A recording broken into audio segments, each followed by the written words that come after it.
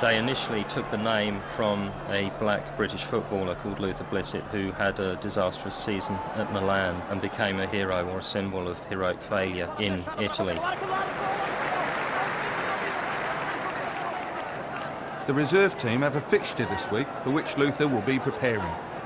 Further, the use of his name is not uncommon. An Italian separatist group used it for around 10 years, shortly after he left AC Milan. So he has spoken on the subject before and would rather not get involved with commenting anymore. All the best, Richard. None of the people who started it were into football, or probably they just opened a newspaper and picked up a name at random. A multiple identity of mysterious origins that first surfaced in Italy in the mid-90s, Luther Blissett has maintained a viral presence ever since. Multiple names are connected to radical theories of play, writer Stewart Home observed in the Festival of Plagiarism back in 1988. The idea is to create an open situation for which no one in particular is responsible. Some proponents of the concept also claim that it is a way to practically examine and break down Western philosophic notions of identity, individuality, value and truth.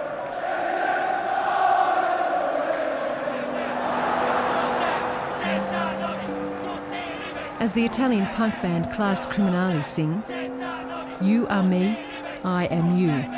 Without names, everybody's free. If they don't recognise us, they won't imprison us."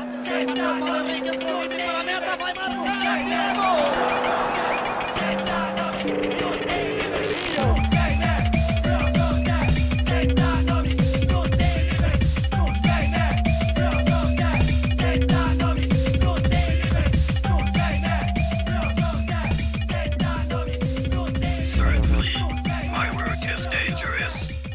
If I wasn't a committed Christian. Buster, my work is dangerous. There was a very early reported case of a bunch of young Italian kids who were stopped for travelling on a train without tickets, and when they were asked to identify themselves, they all gave the name Luther Blissett, and even when hauled into court, the four of them actively maintained that that was their name. And I think this was one of the first kind of overground reported cases of a Luther Blissett sighting. My work is dangerous.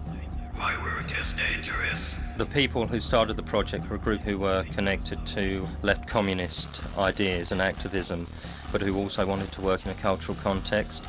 And they were very aware of previous attempts to create multiple name projects, and one of the problems that had dogged the projects is that the people who'd launched a particular multiple identity became very much associated with that identity, so they very cleverly remained anonymous and remained in the background of their project, and they created a myth around Luther Blissett about how the name was created. My work is dangerous. My work is dangerous. Der Spiegel really kind of upped the ante a couple of years back by suggesting that the author of the book Q, which was actually 4 individuals writing under the name of Luther Blissett, was in fact Umberto Eco, the semiologist and author of The Name of the Rose. This led to all kinds of fascinating speculation about whether Umberto Eco is now part of some devious ultra-left-wing plot, or whether he was covering up his own involvement with Berlusconi and the Italian Freemasons. That kind of spin, that kind of vortex of ideas, I think is possibly an attempt by the media to come to terms with the Blissett phenomenon, but in fact spinning it into strange new vortices of meaning. Which is very popular multiple identity in a lot of Western countries.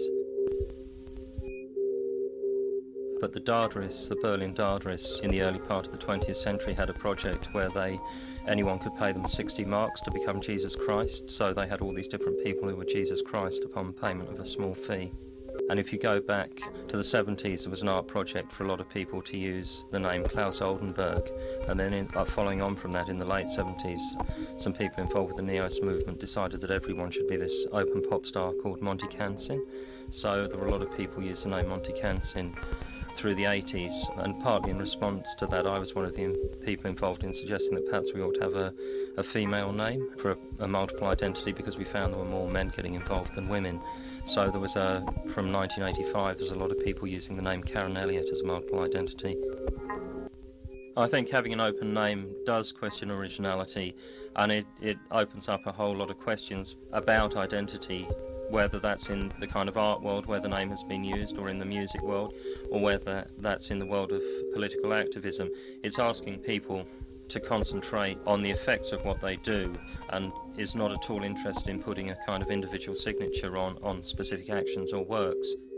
The Luther Blissett project will have an afterlife in whatever form occurs. I don't think it's something to particularly worry about. I think it's very positive that the core group of people who'd committed themselves to Luther Blissett as a project have decided to leave it alone and to let whatever happens to it happen to it. You know, it's a very fantastically inspiring example of a kind of cultural activism that a lot of people could look at, and who knows what someone might take from that and what they might make of that. You know, Luther Blissett will now become huge in Indonesia. To describe Luther Blissett as a collective phantom, and people are very much engaging with Luther Blissett as a collective project. Anyone can be Luther Blissett simply by adopting the name. Have you thought of changing your name